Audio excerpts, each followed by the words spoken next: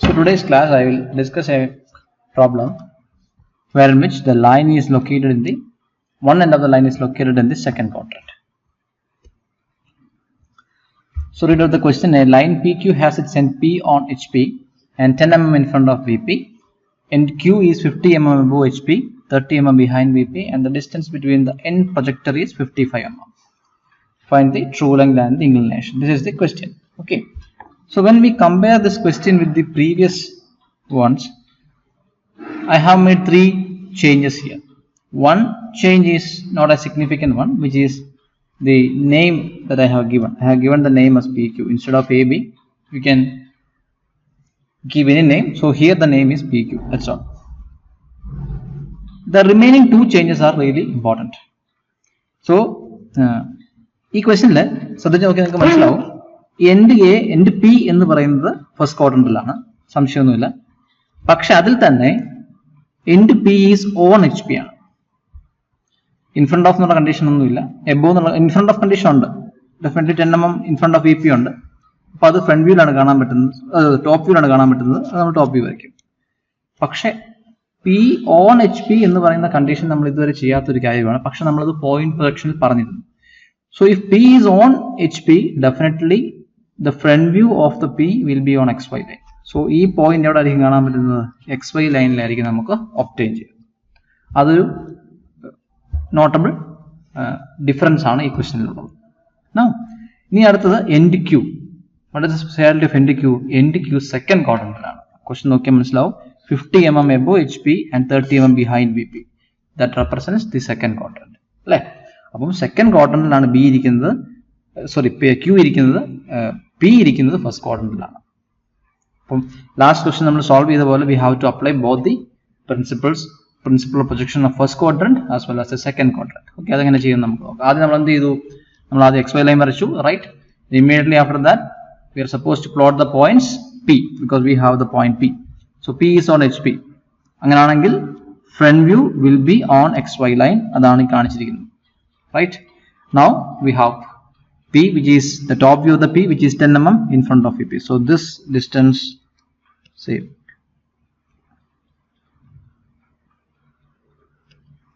so this distance is going to be how much? This is 10. Right, now we name the point as P and P dash. Obviously, immediately after getting the points, we are supposed to mark the locus. Right, these two are the locus of P dash and locus of P. ഇവിടെ നമുക്ക് മറ്റൊരു notable change കാണാൻ സാധിക്കുന്നത് എന്താണ്? നമ്മുടെ XY line തന്നെയാണ് ഇവിടുത്തെ locus of P dash ആയിട്ട് മാറിയിരിക്കുന്നത്. അല്ല, സെപ്പറേറ്റ് ലോക്കസ് വന്നിട്ടില്ല. എന്തുകൊണ്ടാണ്?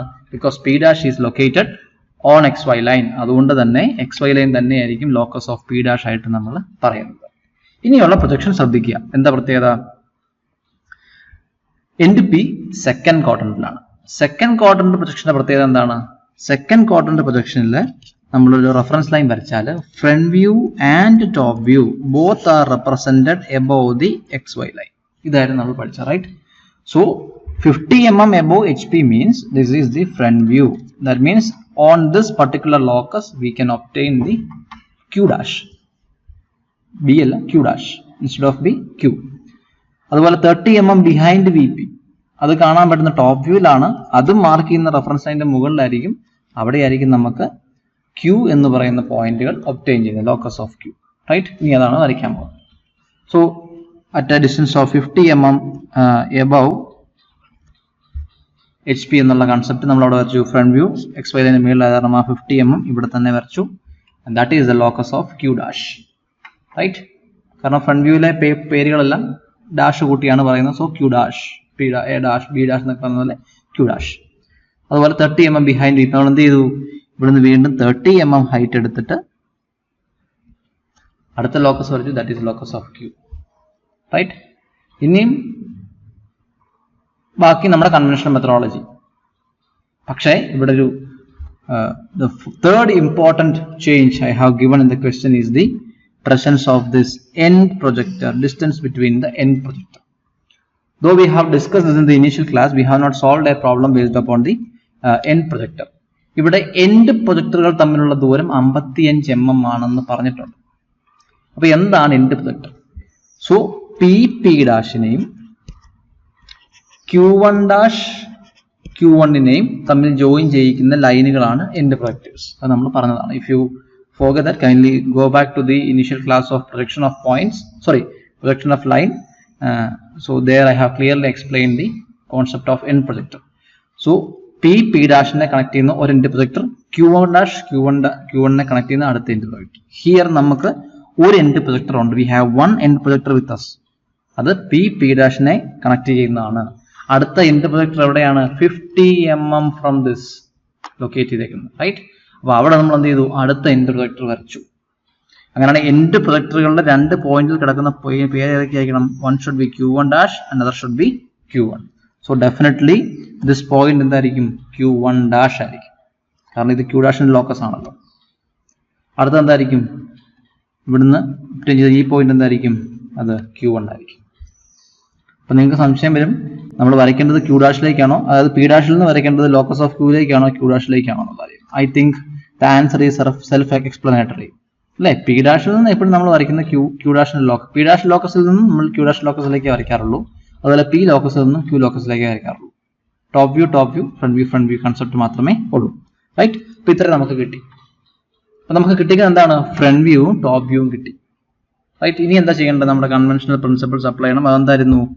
ലോക്കസ് ഓഫ് Q ഡാഷിൽ കിടക്കുന്ന സംഭവത്തിനെ എക്സ്റ്റെൻഡ് ചെയ്യുന്ന locus of P rotating up to the locus of Q ആയിരുന്നു. അതുപോലെ ലോക്കസ് ഓഫ് Qയിൽ കിടക്കുന്നതിനെ extending up to the locus of P dash rotating up to the locus of Q dash. ഇതായിരുന്നു concept. എപ്പോൾ? ട്രൂ ലെങ്തിൽ നിന്നും apparent ലെങ്തിലേക്ക് move ചെയ്യുന്ന കണ്ടീഷനിൽ. ഇങ്ങനെ തിരിച്ചാണെങ്കിൽ എന്താണ്? You have suppose to move from the right hand side to left hand side. That means locus of Qയിൽ കിടക്കുന്ന പോയിന്റിനെ ലോക്കസ് ഓഫ് Pയിലേക്ക് റൊട്ടേറ്റ് ചെയ്യുക. ശ്രദ്ധിച്ചേ, ലോക്കസ് ഓഫ് Q ഡാഷിൽ കിടക്കുന്ന പോയിന്റിനെ ലോക്കസ് ഓഫ് Pയിലേക്ക് റൊട്ടേറ്റ്. ഇപ്പൊ ലോക്കസ് ഓഫ് Q ഡാഷിൽ കിടക്കുന്ന പോയിന്റ് ഇതാണ്. അവിടെ നിന്ന് എങ്ങോട്ട് റൊട്ടേറ്റ് ചെയ്യുന്നത്? നമ്മൾ ലോക്കസ് ഓഫ് P ഡാഷിലേക്ക് റൊട്ടേറ്റ് ചെയ്യുന്നത്. അത് ഇങ്ങോട്ടാ, ഈ ലോക്കസിലേക്കാണ് റൊട്ടേറ്റ് ചെയ്യുന്നത്. ശ്രദ്ധിച്ചേ, കണ്ടോ? നമ്മളിവിടെ റൊട്ടേറ്റ് ചെയ്യിച്ചു. സോ നമുക്ക് ഒരു പോയിന്റ് കിട്ടി. ഇനി എന്നെ എങ്ങോട്ട് എക്സ്റ്റെൻഡ് ചെയ്യേണ്ടത്? We are suppose to extend it up the locus of Q. Locus of Q ഏതാ? ഇതാണ്. അപ്പോൾ നമ്മൾ അങ്ങോട്ട് എക്സ്റ്റെൻഡ് ചെയ്തു. ദാറ്റ് മീൻസ് ഇതിന്റെ ആരോ പോകുന്നത് എങ്ങനെയാണ്? ഇവിടുന്ന് ഇങ്ങോട്ട് വന്നു, ഇവിടുന്ന് ഇങ്ങോട്ട് പോയി, റൈറ്റ്? ഈ കിട്ടിയ പോയിന്റിന്റെ പേരെന്തായിരിക്കും? You know, is Q, right? അതുപോലെ അടുത്ത എന്താ ചെയ്യേണ്ടത്? ലോക്കസ് ഓഫ് Qയിൽ കിടക്കുന്ന പോയിന്റ് ഏതാണ്? Q1 ആണ്. അതിനെ എങ്ങോട്ട് റൊട്ടേറ്റ് ചെയ്യണം? ലോക്കസ് ഓഫ് P വരെ. ലോക്കസ് ഓഫ് P ഏതാ? ഇതാണ് ലോക്കസ് ഓഫ് P, റൈറ്റ്? അപ്പോൾ നമ്മൾ എന്ത് ചെയ്തു? അതിനെ ലോക്കസ് ഓഫ് P വരെ റൊട്ടേറ്റ് ചെയ്യിച്ചു. പിന്നെ എന്ത് ചെയ്യണം? We are suppose to extend it up to എന്താണ്? Locus of Q dash. Q dash ഏതാണ്? ഇതാണ് locus of Q dash. So അങ്ങോട്ട് എക്സ്റ്റെൻഡ് ചെയ്തു. ദാറ്റ് മീൻസ് ഇതാണ് എക്സ്റ്റൻഷൻ കൊടുത്തിരിക്കുന്നത്. സോ ഈ മീറ്റ് ചെയ്ത പോയിന്റ് പേരെന്തായിരിക്കും? Q ഡാഷ് ആയിരിക്കും, റൈറ്റ്?